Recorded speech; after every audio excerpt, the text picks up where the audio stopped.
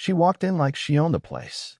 Head high, sunglasses on, even though it was cloudy outside, purse tied to her side like someone might snatch it at any moment. You know the type. Hair perfectly flat-ironed, resting just above her shoulders. Mid-40s. Expensive beige coat. Looked like she'd yell at a Starbucks barista for spelling her name with a C instead of a K. I didn't think much of it at first. People like her stop by my shop all the time. Some are curious. Some are nosy. And a few, just a few, look like they came in just to remind themselves they're still better than someone like me. "Good morning," I said with a smile. She didn't answer. She walked past the counter like I didn't exist, her heels clicking against the wood floor, scanning the shelves like she was looking for something. Or maybe someone. I watched her. I always do that with customers who give off a weird vibe. Not because I expect trouble, but because sometimes trouble walks in wearing Chanel perfume and an attitude. After a few minutes of silent browsing, she looked up and asked, "Is the owner here?" I straightened a bit behind the counter. That would be me. She blinked, like she wasn't expecting that answer. Like maybe I'd made a mistake. "You own this place?" she asked, her lips curling slightly like the idea offended her. "Yup. Opened it 3 years ago," I said casually, trying not to let her tone get under my skin. "Everything you see, I built from scratch." She gave me a tight smile. "Well, that's surprising." There it was. Not impressive. Not inspiring. Just surprising. I nodded slowly and asked, "Anything I can help you find?" She waved a hand dismissively. "No, I'm just looking." She circled the shop again. I could hear her muttering things under her breath. Overpriced, probably imported, even though everything in here is sourced locally. I stay out of her way. People like her want a reason to complain. And I wasn't going to give her one. But then she did something that made my stomach tighten. She pulled out her phone and started taking pictures of the shelves, the products, the front counter, even me. "Excuse me," I said, stepping out from behind the register. "What are you doing?" She didn't even look up. "Just documenting. For consumer protection." "It's my right." I stepped a little closer, calm but firm. "Ma'am, I'm going to have to ask you to stop. You can't take pictures of people in here without permission. Especially not me." That's when she turned. Full on. Hands on hips.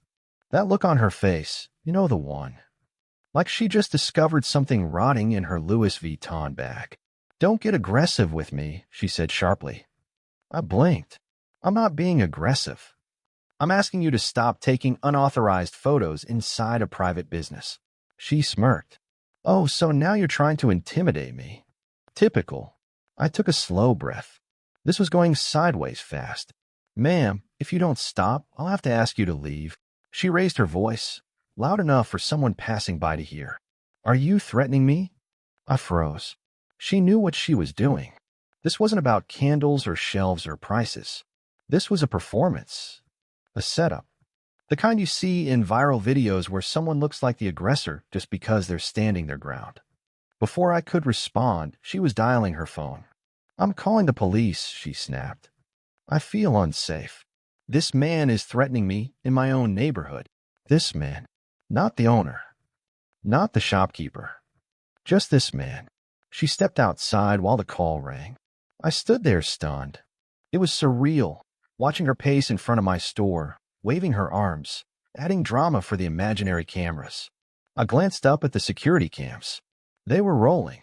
Everything from her first step inside to the way she ignored my greeting to the way she tried to paint herself as the victim was caught on tape.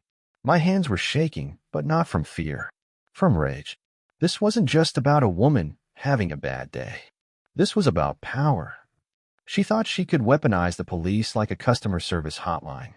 Like if she pressed the right buttons, someone in a badge would come in here and put me in my place. But what she didn't know was that I was ready. Because I've seen this game before. I just never expected to play it inside my own damn store. The sirens weren't loud, but I heard them. They echoed down the quiet street like the intro to a song I never wanted to hear. And that's when the panic started creeping in. Not in her, of course. She was cool as a cucumber, standing by the window like she was waiting for an Uber. Me? I was behind the counter, hands resting on the smooth glass, heart pounding. It didn't matter that I hadn't done anything wrong. It didn't matter that I owned the place, paid my taxes, supported my community. None of that mattered. Because the second she made that call and said the words threatening and man, my fate became a coin toss. And I knew exactly how many times that coin had landed on the wrong side for people who looked like me. The door flew open with a loud ding, this time way louder than when she entered. 2 officers walked in. 1 male, 1 female, both white. The male cop was already scanning the room with a tight jaw and a stiff hand near his holster. The woman, she looked unsure, like she already sensed the story didn't add up. Karen, because by now, yeah, she had earned a title, stepped forward dramatically. "Oh, thank God," she said, her voice trembling like she'd just escaped a hostage situation. "That's him, right there." He yelled at me, threatened me. He got in my face. I didn't say a word. I just looked at the male officer. Calm, controlled. But I could see the doubt flicker in his eyes. Maybe it was the jazz still playing softly in the background. Maybe it was the shelf of lavender-scented candles between me and her. Or maybe it was the fact that I was still behind the counter, standing exactly where I had been when she made the call. "Sir," he said, stepping toward me cautiously. "Can I see some ID?" "Sure," I said quietly, reaching into my back pocket, slowly, always slowly. I handed it over. He looked at it, then looked up. "This says you're the owner?" I nodded. "Yes, sir. This is my business." He blinked. His eyes moved back and forth between me and Karen, trying to reprocess everything he'd been told on the drive over. "Ma'am," the female officer asked gently, "did you say he followed you into the store?" "Well, no," she stammered. "But look at him. The way he talks to me. He's aggressive. He's hostile." I looked at her and finally spoke. "Ma'am, I greeted you. You didn't respond. You questioned whether I owned the store. Then you took pictures. I asked you to stop. That's it." Karen's face twisted. "He's lying. Look, check the cameras.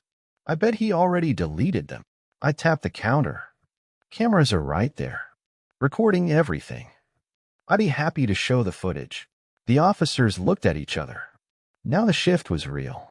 The energy in the room turned. Karen felt it too. Her expression tightened. Her eyes darted nervously toward the window. "I didn't mean to call the police on an innocent person," she said, trying to sound reasonable now. "But I didn't feel safe, okay?" "Why?" the female officer asked. "What exactly made you feel unsafe?" Karen blinked, opened her mouth, closed it. She couldn't answer. Not without saying it out loud. Because he's black. Because to her, me standing in my own store, existing, was enough to justify calling the police. I could see the realization start to bloom in the female officer's eyes. She looked around. The neatly organized shelves, the soft music, the calm demeanor I hadn't broken once. Then she turned to her partner and nodded toward the door. They stepped outside for a minute to talk. I could see them through the glass. Karen turned to me, voice low now. "You think you've won something, huh?" I tilted my head. "No. I think I just protected what's mine." She sneered. "This isn't over. I know people. You'll lose business. People talk." And I said nothing. Because she was right. People do talk. But what she didn't realize is that I had the truth on my side. And now, I had footage, audio, witnesses, and a plan. The officers came back in. The male cop spoke first. "We've reviewed the situation, and there's no threat here. We won't be filing a report." "But ma'am," he looked at her, firm now, "we suggest you leave the premises." "What?" she gasped. "You made a false report. And technically, this could qualify as harassment. We're giving you a chance to walk away." Karen turned red, visibly shaking now, not with fear, but rage. "You'll regret this," she hissed as she stormed out. The bell chimed again as the door shut behind her. The cops nodded and left without another word. And I was left standing there, alone. For now. Because what Karen didn't know was that her little tantrum, her performance, was about to go viral. I didn't even post the video right away. That night, after Karen stormed out and the cops left, I sat in the back office, still processing what had just happened. I ran the security footage back, watched her fake distress, the way she pointed her phone at me like it was a weapon, the smug grin when she said, "You people don't belong here." It made my stomach turn. But I still didn't post it. I've never been the type to chase clout. My instinct was to just forget it, move on, and hope she didn't come back. But I couldn't shake what she said before leaving. "You'll regret this." That line played in my head on repeat. And then 2 days later, I got a call from my supplier. "Hey," he said, "weird question, but is your store okay? I heard something about a confrontation." Apparently, someone had left a 1-star Yelp review under the name Concerned Shopper 92, claiming the owner was aggressive, hostile, possibly gang-affiliated, and created an unsafe shopping experience for white customers. You know who it was? I knew it too. She was trying to ruin my reputation from the shadows. That's when I opened my phone, opened TikTok, and uploaded the footage. No edits. No background music. Just the raw clip with a simple caption. She called the cops on me in my own store. Here's what really happened. I went to sleep that night still unsure if I'd done the right thing. But by the time I woke up, over 2 million views. My phone was blowing up. Comments, DMs, duets. People tagging news outlets, demanding action, calling out the obvious racism on display. The comment section was a war zone, some people still trying to defend her. We don't know what happened before the video started, but most weren't having it. They saw what I saw. They heard how calm I was. They watched her lie live in HD. And within 24 hours, someone in the comments dropped a name. Her name. Karen wasn't just some random woman. She was Karen Whitmore, wife of a city council member, PDA president, realtor, public figure in a nice little neighborhood across town. And she'd been recorded making a false police report on a black man in his own store. It exploded. I didn't have to say anything. I didn't name her. But the internet did what it always does. They connected the dots faster than I ever could. Screenshots of her personal Instagram surfaced. A flyer from her real estate agency. A Christmas card where she and her husband posed next to a sign that said, "Family, Faith, and Freedom." Oh, the irony. By noon that day, her agency's Yelp page had a flood of new reviews. Her personal Facebook disappeared completely. Her husband released a vague statement about family matters and unforeseen stress. People started tagging local news stations, asking why a woman who racially profiled a small business owner was still selling homes in diverse neighborhoods. And me? I stayed quiet. I kept showing up to my shop, kept restocking the candles, kept treating every customer with kindness, even the ones who came just to see the place from the video. Sales tripled. A Black-owned business directory featured me on their homepage. Someone even started a GoFundMe to support a real one, and I couldn't believe how fast it filled up. But not everybody was happy. 3 days after the video blew up, a white SUV parked across the street. She didn't get out, just sat there, watching, engine running, sunglasses on. I knew it was her. She was waiting for something. Maybe hoping I'd walk over. Maybe hoping I'd slip up. Maybe just trying to remind me that she still had connections. I didn't move. I didn't give her what she wanted. Instead, I went inside, brewed a cup of chamomile tea, and flipped the store sign to closed. Not because I was scared, but because I wanted to let her know one thing. You don't control the narrative anymore. Not this time. But deep down, I knew she wasn't done. People like her never go quietly. And something told me she was planning something bigger. I just didn't know what.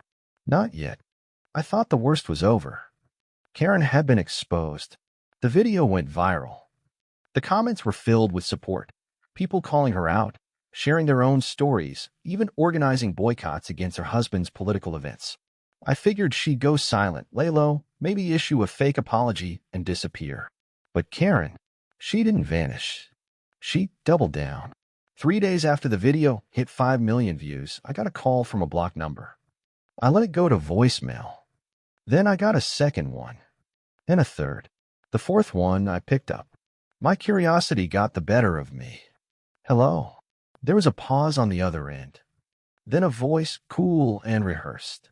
"Hello, this is Amanda Hensley from Channel 9 News. We're running a story tonight about your altercation with Councilman Whitmore's wife. Do you have time to answer a few questions?" I hesitated. "You mean Karen?" She chuckled, like she was trying to be friendly. "I believe her name is Cynthia. There are some claims being made about what happened that day, and we'd like to give you a chance to share your side." My stomach turned. "What claims?" She cleared her throat. "Well, according to Mrs. Whitmore, you became physically aggressive, raised your voice, and denied her service based on her race.